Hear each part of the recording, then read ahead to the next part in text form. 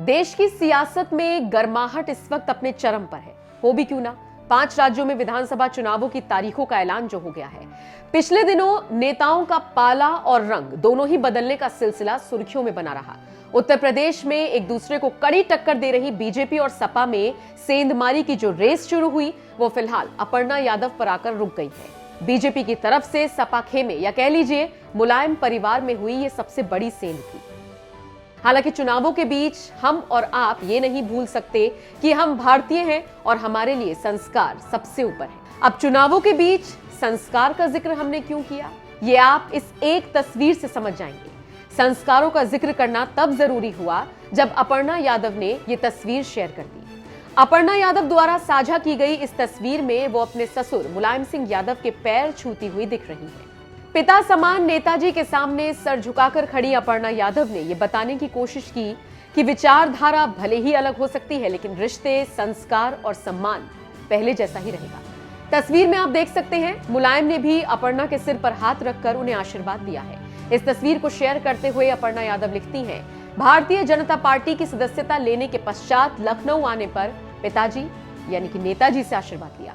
राजनीति के बीच यूं तो कई तरह की तस्वीरें सामने आती हैं, उनकी चर्चा भी होती है, लेकिन मुलायम के घर से आई इस तस्वीर ने चारों तरफ तारीफ बटोरी। गौर से देखेंगे तो पाएंगे कि ये बिल्कुल आम तस्वीर है, जैसे आपके और हमारे घर में भी होता है। घर की छोटी बहू ससुर के पैर छू रही है, लेकिन सियासी खेमे में इस एक तस्वीर ने जबरदस्त हलचल पैदा कर दी है। अपर्णा की इस तस्वीर पर लोग उनका समर्थन कर रहे हैं, उन्हें बीजेपी में आने के लिए बधाई दे रही हैं, तो वहीं उनके संस्कारों की भी खूब तारीफ हो रही है। आपको बता दें, हाल ही में अपर्णा यादव ने बीजेपी की सदस्यता ग्रहण की है। अपर्णा के बीजेपी में आने पर सपा मुखिया अखिलेश यादव से जब सवाल हुआ था, तो वो ये कहते नजर आए थे कि उन्हें बहुत शुभकामनाएं। फिर जब उनसे पूछा गया कि क्या अपर्णा को रोकने की कोशिश नहीं की गई, तो अखिलेश ने बताया था कि नेताजी ने उन्हें समझाने की कोशिश की थी, लेकिन वो नहीं मानी। जाते जाते आपको अखिलेश का वो बयान सुनवाते हैं जिसमें वो अपर्णा यादव को लेकर अपनी बात रखते हुए नजर आए थे। आपका इस खबर पर क्या कहना है, कमेंट करके हमें जरूर बताइए। इस एड के माध्यम से ये भी मैं बताना चाहता था कि सबसे ज्यादा अकाउंट अगर किसी ने उत्तर प्रदेश में खुलवाए थे तो समाजवादी सरकार ने, साथ ही साथ सबसे ज्यादा ब्रांचेस बैंकों की अगर किसी ने खुलवाई थी तो समाजवादी सरकार में, और सबसे पहले सबसे ज्यादा डीबीटी सिस्टम से अकाउंट में सीधा पैसा पहुंचाने का काम भी समाजवादी सरकार में हुआ है। लेकिन झूठों से कैसे मुकाबला करें, ये सबसे बड़ा सवाल है।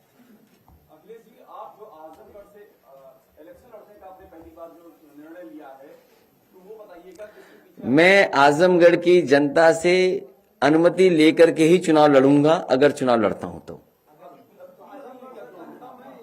नहीं, आजमगढ़ की जनता से अनुमति इसलिए लेनी पड़ेगी, वहां के लोगों ने मुझे जिताया है।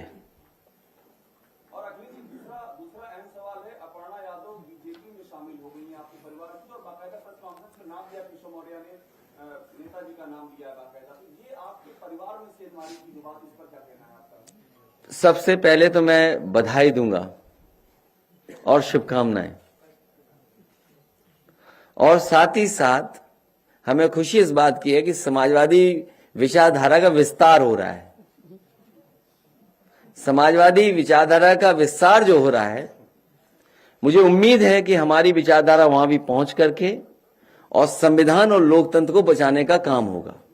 आपको लगता है नेताजी का आशीर्वाद होगा इस कदम के पीछे? नेताजी ने बहुत कोशिश की समझाने की, नेताजी ने बहुत कोशिश की समझाने की। इससे जुड़ा आखिरी सवाल, क्या टिकट आप नहीं दे रहे थे इसलिए ऐसा कदम उन्होंने उठाया? टिकट अभी पूरे नहीं बटे हैं, और टिकट किसको मिलना है किसको नहीं मिलेगा, ये क्षेत्र और जनता पे निर्भर करता है, और हमारी इंटरनल सर्वे रिपोर्ट पे भी निर्भर करता है।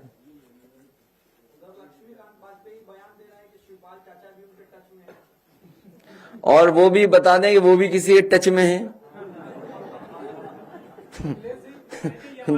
ये देखिए, मैंने अगर रोका ना होता, अभी परसों ही मैंने रोका, क्योंकि हम देखिए, एक बात तो साफ है, एक बात तो साफ है कि समाजवादी पार्टी ने जिनको लिया है और जिनको साथ लेकर के आए हैं, उनका जनाधार है और व्यापक जनाधार है।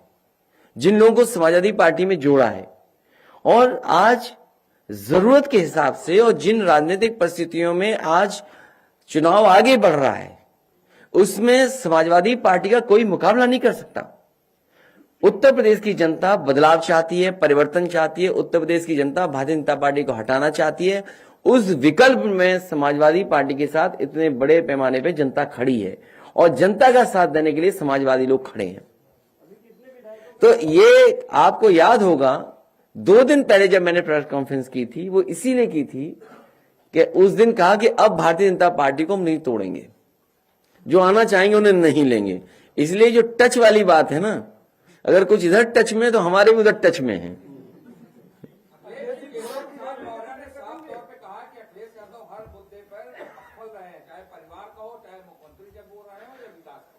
उनका एक प्रिय काम था जानवर की स्वस्थ रखना।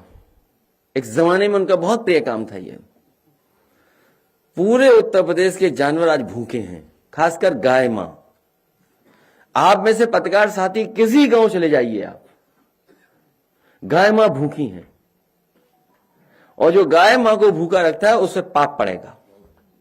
इस बार भारतीय जनता पार्टी पे गाय मां का पाप पड़ने जा रहा है। अभी टच वाली बात चल रही है कौन किसके टच में है।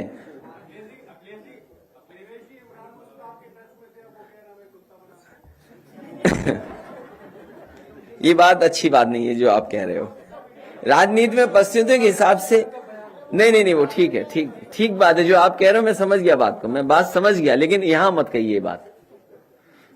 नहीं, यहां मत कहिए।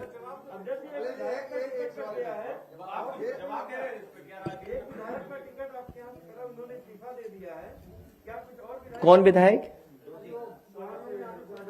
नहीं, वो तो अगर आप शुरुआत देखें, अगर आप शुरुआती दौर देखें, भारतीय जनता पार्टी पहले से ही लेती रही। बुक्खल नवाब को ले लिया, बुक्खल नवाब को ले लिया। एक लखनऊ शहर के बिल्डर को नक्शे पे डरा करके ले लिया। क्या आप नहीं जानते इन बातों को? नहीं, पेमेंट के लिए बच नहीं गए, पेमेंट के लिए। वहां कहां बुक्खल नवाब जेल जा रहे थे बताइए? उसके बाद वो लड्डू खा रहे थे, सिमैया खिलवा रहे थे सबको। तो ये पता नहीं कि बुक्खल नवाब कब वापस आ जाए।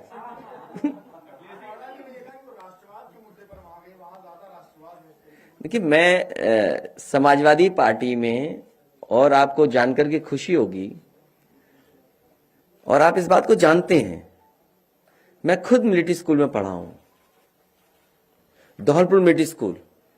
और कभी कंफ्यूज मत होना मिलिट्री स्कूल और सैनिक स्कूल में। जो मिलिट्री स्कूल हैं वो सेंट्रल गवर्नमेंट से चलते हैं, सैनिक स्कूल हैं वो स्टेट गवर्नमेंट चलाती है, जिसमें फंड सेंटर्स के भी मिलते हैं। मिलिट्री स्कूल में बचपन से लेकर के मैंने 7 साल गुजारे हैं। आज भी पूरे देश की सीमा उठा करके देख लीजिए, कहीं ना कहीं मिलिट्री स्कूल का पढ़ा हुआ ऑफिसर वहां पर लगा खड़ा मिलेगा आपको। हमारे साथ के वो लोग हैं जो सीमा पर आज भी खड़े हैं, और कई ऐसे लोग हैं जिन्होंने हमें कमांड किया। जब स्कूल में थे हम, तो हम लोगों को कमांड करते थे। वो हमारे स्कूल कैप्टन हुआ करते थे। वो प्रेसिडेंट के एडीसी रहे हैं, और 2 बार रहे एडीसी प्रेसिडेंट के नारायणन जी जो थे उनके एडीसी 2 बार रहे वो। और दुर्भाग्य यह है कि जब राष्ट्रपति भवन से वो हटे, वो इतने अच्छे अधिकारी थे कि उन्होंने मुकाबला किया आतंकवादियों को, वो शहीद हुए। जब मैं मिलिट्री स्कूल गया तो उनकी याद में वहां चीजें रखी गई, और आज वहां पर उनके याद में प्रतिमा लगी है धौलपुर मिलिट्री स्कूल में। एक और हमारे सीनियर थे, जब मैं स्कूल में गया तो उस समय जो कैप्टन थे, स्कूल कैप्टन, वो सॉर्ड ऑफ ऑनर उन्होंने लीड किए आरडीसी की परेड। आज दुनिया के अमेरिका में बहुत बड़ी कंपनी में काम कर रहे हैं। वो हमारे क्षेत्र के थे, कन्नौज के रहने वाले थे, एडीसी टू प्रेसिडेंट रहे। उन्होंने सॉर्ड ऑफ ऑनर मिला उन्होंने आरडीसी की परेड को लीड किया, और एडीसी रहे राष्ट्रपति के। आज अमेरिका के बहुत बड़ी कंपनी में काम कर रहे हैं, और कन्नौज के थे। मैं तमाम एग्जांपल बता सकता हूं समाजवादियों को और मुझे सर्टिफिकेट नहीं देना है भारतीय जनता पार्टी को। भारतीय जनता पार्टी की टॉप लीडरशिप बताए, उनके साथ का पढ़ा हुआ एक ऑफिसर हो आर्मी में तो बता दे हमें। भारतीय जनता पार्टी की टॉप लीडरशिप में, फिर मैं दोहराता हूं, एक भी उनका क्लासमेट अगर आर्मी में रहा हो तो बता दे हमें, ऑफिसर रहा हो तो बता दो। अब मैं आप पे छोड़ता हूं कि आप तय करो कि राष्ट्रवाद का रूप क्या हो। जिस सरकार ने एक्सप्रेसवे बनाया हो, एक्सप्रेसवे बना करके एयरफोर्स के साथ टाई अप किया हो, और उस टाई अप के तहत आपके मिराज सुकोई हवाई जहाज उतरे हो एक्सप्रेसवे पे, बताओ उत्तर प्रदेश के आप पत्रकार हो, सबसे पहले डिजाइंड अगर हाईवे किसी ने किया जिसमें मिराज और सुकोई उतरे हो और हरकुलस उतरे हो, तो वो समाजवादी सरकार के थे।